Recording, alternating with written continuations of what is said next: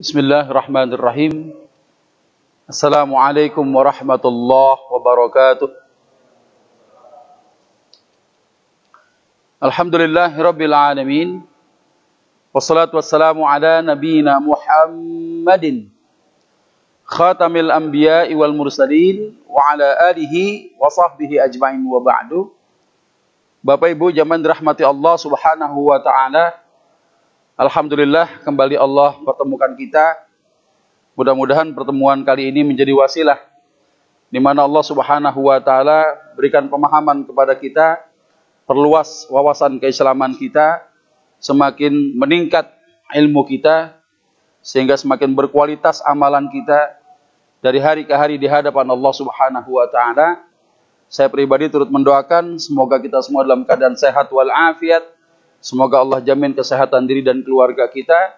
Yang sakit semoga Allah angkat dan sembuhkan penyakitnya insyaallah. Yang telah berpulang ke rahmatullah semoga Allah mengampuni segala dosa dan kesalahannya. Dijadikan kuburnya radhah min riyadil jannah insyaallah. Baik, alhamdulillah pada kesempatan hari ini kita akan membahas tema asmara terlarang. Banyak orang menyangka ini judul sinetron nih gitu. Ya, judul itu biasanya menyihir, menghipnotis. Memang harus ada tim kreatif ya, supaya jamaah ini makin penasaran apa sih asmara terlarang ini. Untuk itu kita buka dengan membaca lafaz basmalah. Bismillahirrahmanirrahim. Asmara terlarang, ya sebenarnya pembahasan kita adalah masuk kepada bab fikih pernikahan. Tentang bagaimana jenis-jenis pernikahan yang terlarang, yang ulama sepakat tentang keharamannya. Sehingga kalau pernikahannya haram, kehidupan asmara pernikahan model begitu pasti juga terlarang dilakukan. Ya. Nah, kita melihat bagaimana asal tentang adanya kaidah akdun nikah. Akad nikah adalah akad yang menghalalkan hubungan jima seorang laki-laki dengan wanita yang bukan mahram. Sebelum nikah nyolek haram jadah. Tapi kalau sudah nikah, colekan bini sama suami, suami nyolek bini jadi ibadah. Ya. Dan ternyata tidak hanya urusan penghalalan jima saja. Ternyata pernikahan yang dilakukan oleh muslim dan muslimah tidak lain juga ada tujuan yang lebih besar lagi. Ada maqasid tabi'iyah. Ya, ada maksud yang mengikuti daripada akad nikah yang tidak hanya bentuk penghalalan saja. Jadi maqasid asliyah ya. Maksud asal daripada akad nikah adalah bentuk penghalalan fasid, dianggap rusak. Dan pernikahan itu tidak dianggap batal akadnya karena syarat yang fasid. Jadi nikahnya sah gitu kan. Cuma syaratnya fasid. Nah, bagaimana pernikahan yang fasid ini biar enggak jadi fasid? Nah, itu ada syarat tuh. Kefasidannya ada pada syarat nikah yaitu menjadikan hubungan jima sebagai pengganti mahar. Ya, nikahkan aku dengan anak gadismu, nanti aku nikahkan kamu dengan anak gadis saya. Ya, enggak nyebutin mahar. Nah, itu maharnya itu ya kebolehan hubungan jima dengan anak seseorang ini dengan pernikahan. Nah, sementara jima bukanlah harta benda. Jadi jima itu bukan mahar gitu ya. Jima itu bukan mahar, dia bukan harta benda, bukan sesuatu yang dapat dimanfaatkan hingga tidak sah dijadikan mahar. Itu masalahnya. Berarti ada syarat yang rusak di situ. Ya. Nah, kalau ternyata mereka mau melanjutkan pernikahannya, ya maka wajib atas mereka membayar mahar mithil. Mahar mithil ini mahar yang diberikan secara umum aja. Ya, orang kalau di kampung kita itu biasa ngasih mahar berapa sih? Ya, yang standar-standar aja dah. Dua-duanya harus ngasih mahar. Ya, maka pernikahannya dianggap sah, kefasidannya hilang. Paham nih ya? Jadi pernikahan kalau lempeng begitu aja, ya, nikahkan aku dengan anak gadismu, nanti aku nikahkan kamu dengan anak gadisku, ya, tanpa menyebutkan mahar, itu ada syarat yang fasid. Tapi Al-Hanafiyah menyebutkan bahwa pernikahannya sah, akadnya sah. Tapi syaratnya ini yang masalah nih. Nah, biar mau lanjut lagi dia terus pernikahan, ya maka keduanya harus membayar mahar mithil. Mahar mithil ini ulama menyebutkan mahar yang sesuai dengan keumuman. Ya, orang kalau nikah tuh biasa ngasih mahar berapa ya? Kalau emak kita zaman dulu, ya nenek-nenek kita, engkong kita, kalau kita lihat, ya kita tanya, berapa dulu nek engkong ngasih mahar? 1.000 katanya. Cuma cepek doang gitu. Kalau sekarang 100 perak, bukan mahar mithil namanya. Ya, karena dia tidak umum. Ya. Nah, ulama Al-Malikiyah, bahwa nikah yang terjadi dengan praktek syighar membuat, nah ini beliau nih agak keras nih, status pernikahannya jadi rusak. Fasakh namanya. Kalau pernikahannya fasakh, berarti harus diapain? Dibubarin. Ya, rusak pernikahannya. Ya, nah cuma beliau lebih rinci lagi, ada 3 macam ini. Misal ya, pertama pada praktek menjadikan sebagai syarat mahar. Ketika ada dikatakan aku nikahkan engkau dengan putriku dengan syarat aku nikahi anakmu sebagai maharnya, maka dianggap fasid dan harus fasakh. Artinya harus fasakh bagaimana? Diputus hubungan pernikahan masing-masing, baik sebelum atau sesudah terjadi hubungan jima antara keduanya.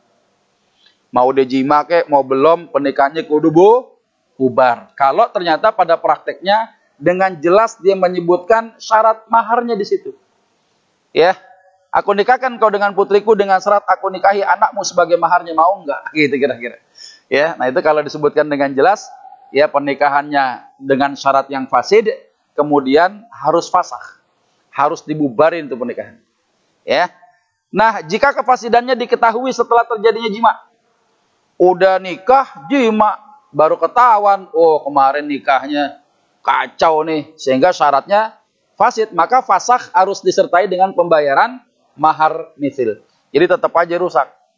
Ya, dibubarin, bayar mahar kalau sudah terjadinya jima. Ini barangkali buat sebagian kita ya, tinggal di kota besar, jarang dengar yang begini. Tapi mungkin ada orang-orang yang menghidupkan adat kebiasaan di beberapa daerah. Ya, kebiasaan ini masih ada, gitu kan? Ya, ini karena memang budaya-budaya antar negara, karena terjadinya alur perdagangan tuh biasanya saling komunikasi. Ya, biasanya terjadi di Arab sana, kadang kala juga terjadi di kampung-kampung yang ada di Indonesia itu. Ya. Nah, kemudian praktek yang kedua, kata Al-Malikiyah, salah satu pihak menyebutkan mahar. Yang satu nikahin anaknya nyebutin mahar, yang satu kagak. Ya, kalau ada dikatakan nikahkan aku dengan putrimu dengan mahar 1 juta rupiah, nanti kamu boleh menikahi putriku. Ya, nikahin saya dong sama anak gadis kamu tuh. Ya, maharnya gue siapin 1 juta dah. Ya, dan kamu juga boleh nikah sama anak saya. Maka pihak yang tidak membayar mahar itu harus difasakh. Ya, pihak yang tidak membayar mahar kalau terjadi pernikahan, pernikahannya kudu dipisahkan. Kalau terjadinya jima, maka ya pemutusan pernikahan tadi harus disertai dengan pembayaran mahar mithil. Jadi bubarnya itu kalau sudah terjadi jima ya tetap bayar. Ya, ini disebutkan tuh, 1 difasakh, ya pernikahannya kudu dibubarin. Nah, bagi pihak yang dalam akadnya menyebutkan mahar, ya, sementara bagi pihak yang menyebutkan mahar tadi tetap terjadi fasakh, ya, bila belum jima. Namun bila terjadi jima, itu bisa dilanjutkan dengan menambah mahar mithilnya. Ngerti nggak nih? Jadi dua-duanya kata ulama Malikiyah, dua-duanya kudu dibubarin juga. Tapi kalau yang menyebutkan mahar, dia mau lanjutin tetap pernikahannya, tambahin dah jangan 1 juta, gitu kira-kira. Yang umum-umum aja dah. Ya mahar biasanya berapa itu? Gitu, ditambahin. Nah, dia berjalan, nggak perlu difasakh. Ya. Nah, kemudian ada barter mahar. Kalau dikatakan aku nikahkan engkau dengan putriku dengan mahar 10 juta, nanti aku nikahi putrimu dengan mahar 15 juta. Jadi barter tentang kemampuan memberikan mahar.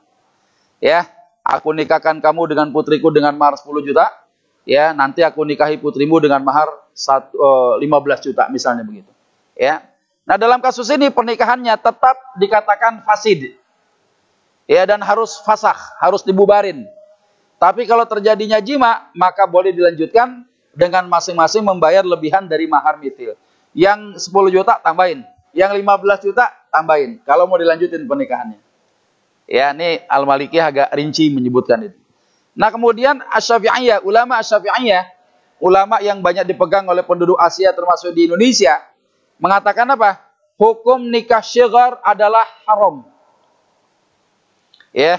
Dan status pernikahan seorang melalui akad syighar adalah dianggap akad yang batil. Nggak boleh dilanjutkan, kagak sah. Ini beliau nih keras nih. Ya, karena ada dasar kesorihan, ya, kejelasan hadis Nabi tadi. La syighara fil Islam. Nggak ada tuh pernikahan syighar di dalam Islam. Sekali itu terjadi, bubar. Nggak sah. Ini kata ulama Asy-Syafi'iyah. Ya. Nah, sebab keharamannya di mana? Ilahnya apa? Karena menjadikan hubungan jima sebagai mahar, ya, serta adanya muqaddimah syarat dalam akad nikah. Jadi ketika ada akad nikah menyebutkan syaratnya, menjadikan barter anak perempuan satu dengan anak perempuan yang lain, yang disebutkan sebagai mahar adalah pertukaran wanita, maka menjadikan akad nikahnya berstatus fasid. Harus fasakh masing-masing dari pasangan tersebut. Ya, jadi kalau ada disebutkan memang maharnya itu adalah pertukaran antar anak gadis, ya, pernikahannya fasid, harus dibubarin masing-masing dari pasangan tersebut. Ya, jika disertakan penyebutan mahar berupa sejumlah harta dari masing-masing pihak, maka nikahnya kagak masalah dan dianggap sah. Itu bedanya. Ya, nikahkan aku dengan anak gadismu, nanti aku siapin mahar dah, gitu disebutin gitu. Ya, yang satu juga nih ada sebutan mahar juga. Kata ulama Al-Hanabilah itu malah boleh. Gak apa-apa, gak ada masalah. Karena terpenuhi rukun dan syaratnya. Ya. Nah, ini kemudian lagi asmara terlarang ada pada praktek nikah mut'ah. Ya, nikah mut'ah ini. Ya.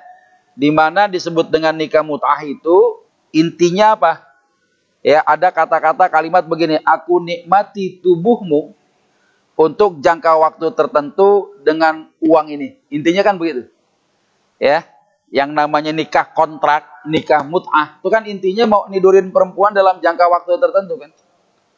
Saya nikahkan kamu, ya, atau saya nikahi kamu, ya, dengan mahar tertentu untuk jangka waktu tertentu. Nah, ini disebut dengan nikah mut'ah ini. Jangka waktu yang dimaksud yang bagaimana? Di mana ada waktu, ketika waktunya habis, maka pernikahan itu bubar tanpa ada proses talak. Udah secara otomatis bubar aja, nggak pakai cerai-cerai aja, udah. Kapan nih disebutin? Untuk jangka waktu 3 bulan. Ya, masuk ke 3 bulan, bubar sendirinya. Ya, bagaimana hukum pernikahan yang macam gitu? Ya, nikah kontrak nggak boleh, tapi nikah di rumah kontrakan boleh nggak? Boleh, karena belum punya rumah. Ya, kalau nikah di rumah kontrakan boleh, orang rumahnya belum ada. Ya, nikah yang dikontrak perempuan ini masalah. Ya, qala Rasulullah sallallahu alaihi wasallam, ayyuhan nas, wahai sekalian manusia, inni kuntu adzintu lakum fil istimta'. Dulu Pak, nikah mut'ah itu diizinkan oleh Rasulullah. Kenapa? Karena pada saat perang Khaybar, ya, para sahabat meninggalkan kampung-kampung halaman, meninggalkan istri-istrinya. Ya, sampai sahabat nanya, ya Rasulullah, kami meninggalkan istri-istri kami, sementara syahwat kami ini luar biasa.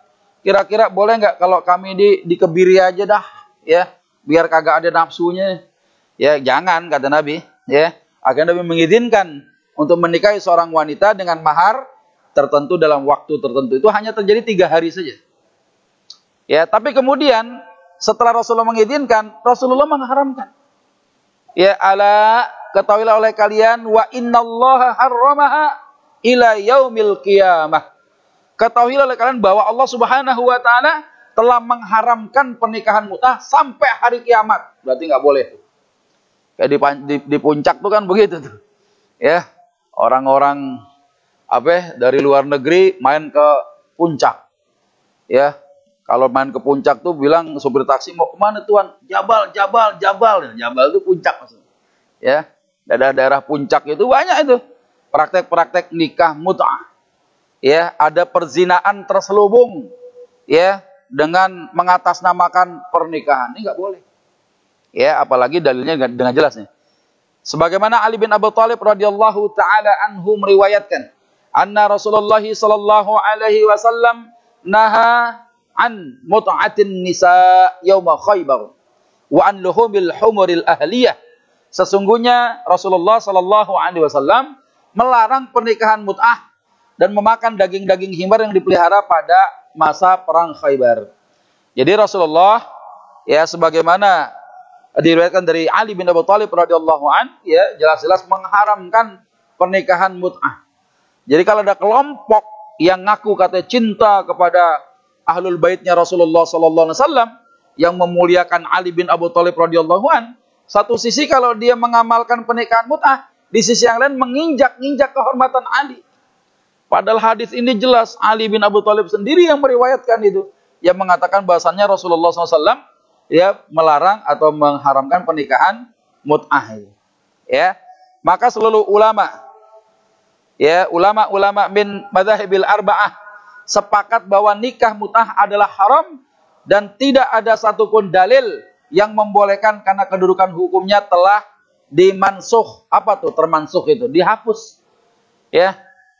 Ada nggak kira-kira redaksi yang serupa dengan itu? Ada hadis nasakh wa mansuh. Contohnya apa? Ziarah kubur ya. Kan Rasulullah kan dulu ya melarang inni nahaitukum an ziaratul kubur fazuruha. Dulu aku pernah melarang kalian ziarah kubur, sekarang mah silakan.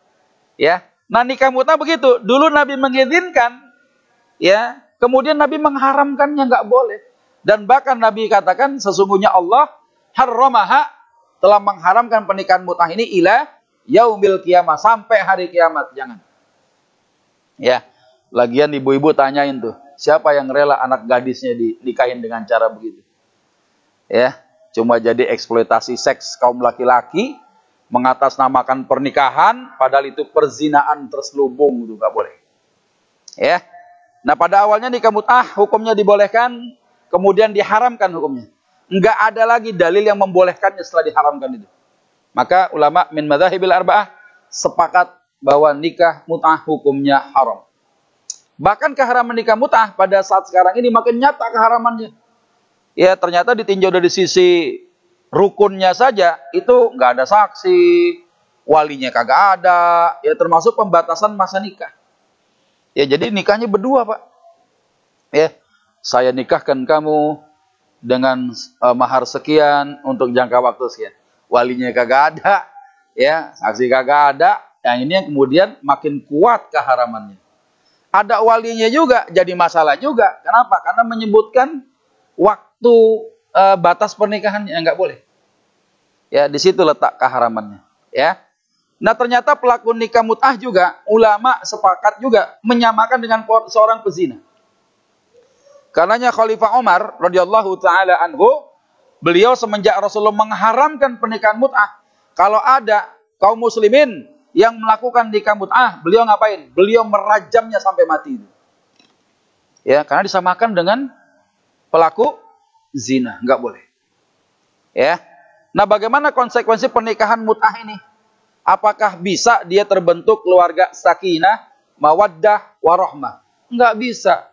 Kenapa nggak bisa? Satu, pernikahan mut'ah tidak ada sebab saling mewarisi. Beda sama nikah siri.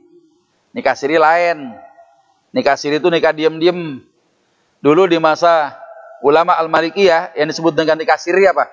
Ada wali, ada saksi, ada ijab dan qabul. Cuma si saksi disuruh jangan bilang-bilang dulu kalau ini terjadi pernikahan si saksinya.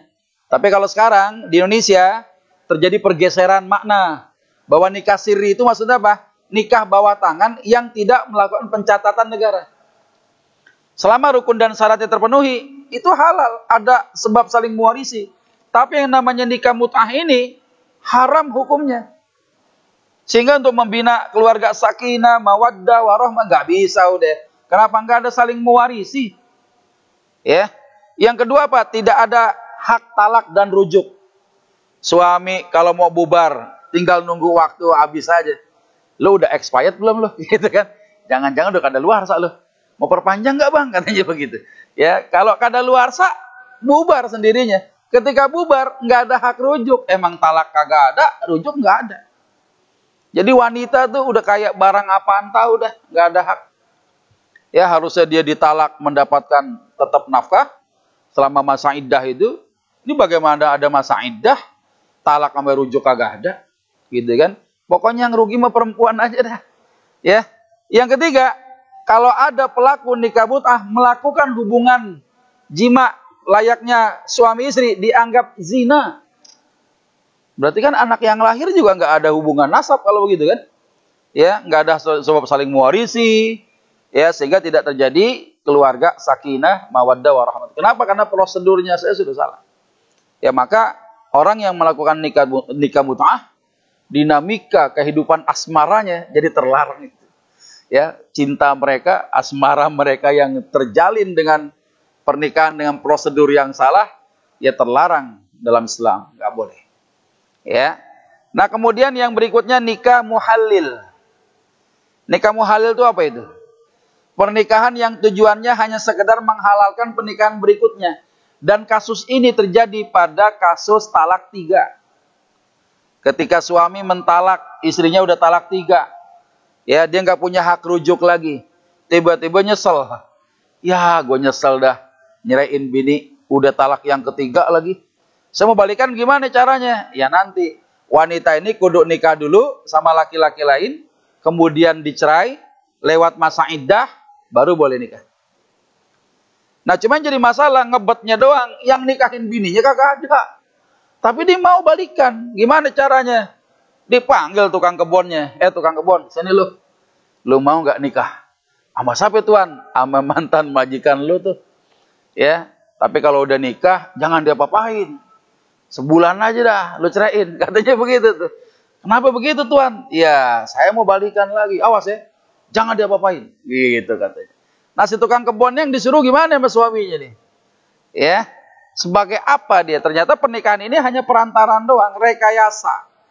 Ya, jadi kasus pernikahan muhalil terjadi pada kasus talak 3, di mana si mantan istri bisa dinikahi kembali dengan syarat telah dinikahi oleh orang lain kemudian bercerai melewati masa iddah. Ya, nah sebagaimana kalau kita bicara tentang hukum pernikahan muhalil ini ada dalam hadis Nabawi.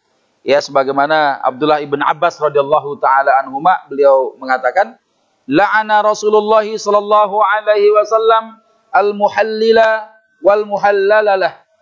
Rasulullah telah melaknat ya pelaku muhallil dan muhallalalah.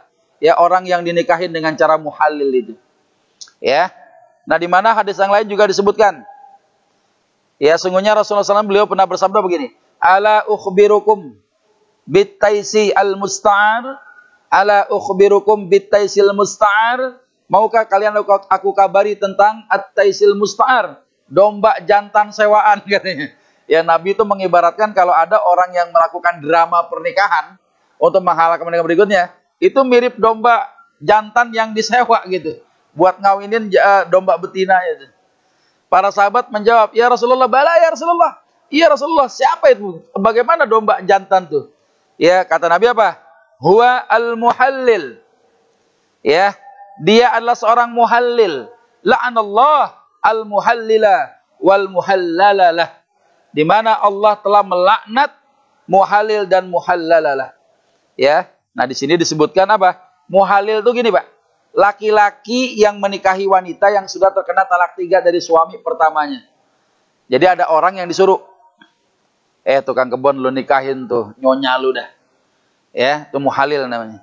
Sementara muhallalalahu adalah bisa dari pihak suami atau pihak bininya. Ya, yang membuat rekayasa agar si muhallil itu menikahi si wanita ini, kemudian dia nanti menceraikannya supaya bisa kembali ke pasangan lamanya. Dua-duanya dilaknat Allah dan Rasulnya. Ya, ada drama di situ. Ya, ada rekayasa pernikahan, nggak boleh. Nah, jumhur ulama sepakat tentang keharaman nikah muhallil ini, yang hanya digunakan sebagai alibi agar bisa kembali ke suami pertama dengan drama pernikahan.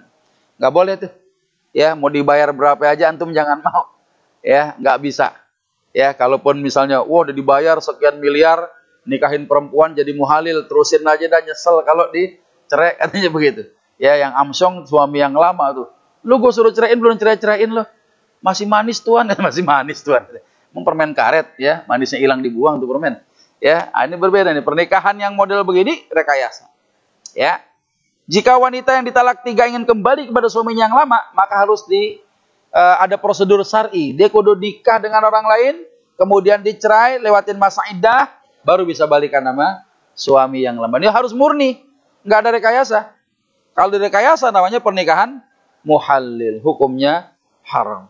Ya, nah ini pernah ya seorang istri daripada sahabat Rifa'ah, ya ditawarin, la'allaki turidina an tarji'i ila Rifa'ah, apakah kamu mau kembali kepada suamimu yang namanya Rifa'ah itu? Ya, akhirnya apa? Tidak boleh lah, hatta yadhuqa usailatak wa tadhuki usailatah. Jadi usailah itu bahasa Arab. Maksudnya usailah apa? Itu dijima. Tidak boleh sehingga kamu merasakan usailah suami barumu dan suami barumu merasakan usailah dirimu. Artinya itu jima. Ya, khitan wanita ketemu sama khitan laki-laki. Ibarat suami sebagai striker dia. Ya, istrinya jaga gawang. Wah, gitu kan. Si suami striker ini nendang bola, tendangan lambung pisang, lambung apa lambung pisang? Ya, tendangan lambung tiba-tiba masuk gawang. Itu namanya usailah. Namanya jima. Itu syarat. Ya, terjadinya pernikahan maksudnya. Jadi orang kalau mau balikan, talak 3, kalau mau dinikah lagi sama suami yang lama, kudu dinikahin sama orang lain, terjadi jima di situ. Ya, nggak bisa, awas lu, malam-malam lu jangan ngapa-ngapain, kagak bisa. Pernikahan itu menghalalkan jima. Gitu ya. Nah, ini disebutkan demikian tentang asmara terlarang ya yang ada pada praktek pernikahan muhallil. Ini jam berapa ini? Dikit lagi sih. Terusin aja. Ya, ini terakhir kayaknya. Kemudian asmara terlarang terjadi pada praktek poligami, di mana seorang memadu istrinya dengan bibinya. Ya, ponakannya dikawinin, tantenya disikat juga. Habis lebih semok daripada bini. Ya, biar dikata tante juga ya, lebih cakepan tantenya daripada bini gua. Dua-duanya gua kawin aja dah. Ya, kira-kira gimana itu? Ya, asmara terlarang juga terjadi pada praktek poligami yang memadukan istri dengan bibinya. Istrinya sama bibinya, istrinya ponakannya. Ya, si bibinya perempuan, istrinya udah ya kita menikahi keponakannya, ya tantenya juga kita nikahin juga. Nah, ini bagaimana hukumnya? Ya. Dari Jabir bin Abdullah radhiyallahu taala anhu qala, naha Rasulullah sallallahu alaihi wasallam antum kahal mar'ah ala ammatiha aw khalatiha. Nabi melarang seorang wanita dinikahkan secara poligami bersama-sama bibinya, baik bibi dari pihak ayah maupun bibi dari pihak ibu. Jadi bibi si istri, ya. Istri antum punya tante tuh. Ya, saudara perempuan emaknya, ya saudara perempuan mertua, ya atau saudara perempuan daripada bapaknya dia. Nah, itu nggak boleh. Ya, kita udah ponakannya kita nikahin, tantenya disikat juga, nggak boleh. Ya, kecuali antum kalau mau nikahin tantenya bagaimana? Ceraiin dulu bini antum yang sekarang. Cerai sama bini yang sekarang, nikahin tantenya, baru boleh. Ya, nggak bisa memadukan dua-duanya, hukumnya haram. Ya, dalam hadis yang lain juga naha Rasulullah sallallahu alaihi wasallam antum kahal mar'a ala ammatiha wal khalatu ala ibnati ukhtiha. Ya, di mana Rasulullah melarang wanita dinikahi bersamaan dengan bibinya, atau bibi atas anak perempuan saudaranya, atau perempuan atas bibi dari pihak ibunya, ya atau bibi pada keponakannya. Ya wala tungkahus saghra 'alal kubra, enggak boleh juga anak kecil dinikahkan bersama yang besar, maksudnya ada kakak. Ya, bini kita kembar nih kebetulan, Bang. Kembar, ya. Bininya kembar nih. Yang ipar yang kembar tadi punya laki meninggal, jadi jande. Akhirnya apa? Kesian, ya. Saudara kembar yang satu kawin sama kita, saudara ipar yang kembar juga, lakinya udah meninggal. Udah deh, daripada gak ada lakinya, gue kawin juga deh. Dua saudara tuh, adek kakak perempuan, kita poligami, gak boleh.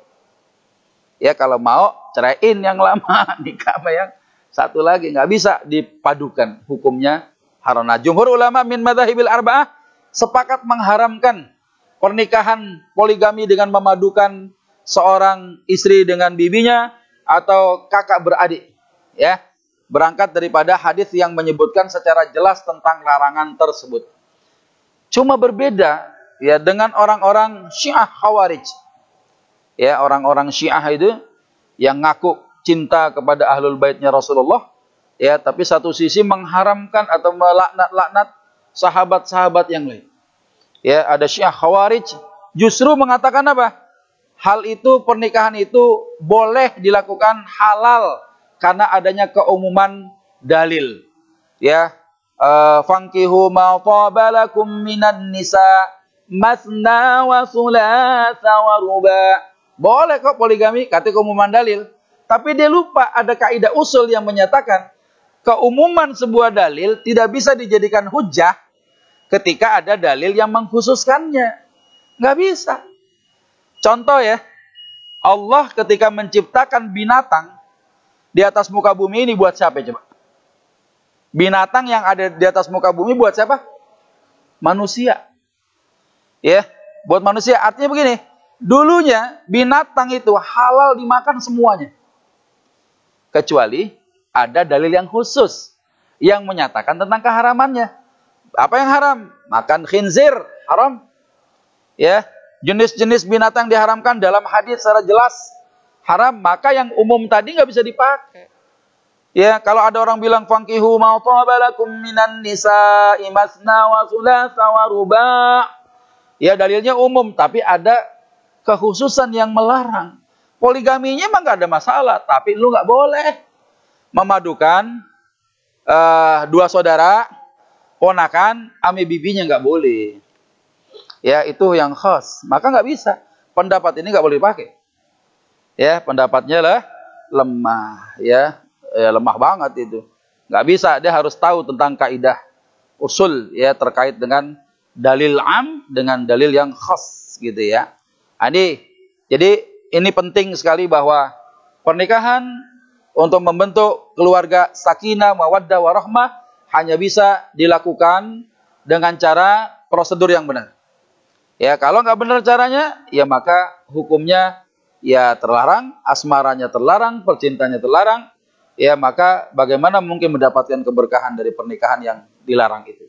Ya, insya Allah nanti kita akan lanjutkan lagi pada pertemuan akan datang sedikit tentang pernikahan saudara sepersusuan.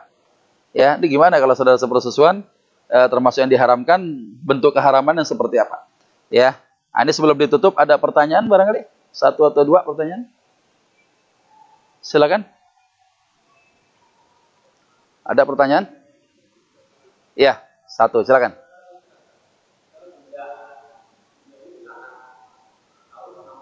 Ya.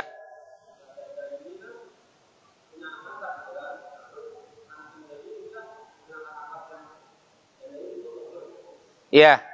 Hubungannya gini, ada duda punya anak. Nikahin janda, punya anak juga, tapi anak jandanya anak angkat. Sebenarnya si duda nggak perlu disebutin, anaknya nggak ada hubungannya. Misalnya seorang laki-laki menikahi anak angkat daripada seorang wanita ini. Ya, kira-kira boleh nggak? Boleh. Dan bahkan emak angkatnya antum nikahin lagi boleh nggak? Boleh, karena nggak ada hubungan nasab. Ya, kalau itu ternyata anak angkatnya orang lain. Tapi kadang anak angkatnya itu ponakannya dia. Ya jangan, nggak boleh. Ya, ketika ditanya, itu siapa? Anak angkat saya. Udah saya nikahin deh, amelu sekalian. Kalau mau, gitu misalnya ya. Ya udah bungkus aja deh bang. Wah, emangnya dagang. Ya, mau main borong-borong aja 2 gitu kan. Ini anak angkat saya, tapi jangan salah bang. Ini anak angkat ponakan saya. Ada saudara saya meninggal, saya ambil tuh anak, saya rawat di rumah. Nggak boleh, berarti ada bibi sama ponakan. Tapi kalau anak angkat si wanita ini, bukan, nggak ada hubungannya kerabat daripada orang-orang yang disebutkan sebagai ponakan tadi dan lain sebagainya, maka nggak ada masalah. Anak angkatnya antum kawinin juga, emak angkatnya juga dikawin juga, nggak ada masalah.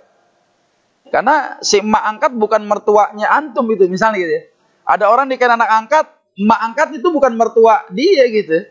Ya, nggak ada hubungannya, jadi boleh saja anak angkatnya dinikahin, ya emaknya dinikahin. Nah, syarat menikahi anak angkat si janda ini boleh kalau anaknya perempuan. Tapi kalau anaknya laki-laki, mas antum nikahin laki sama laki kagak boleh.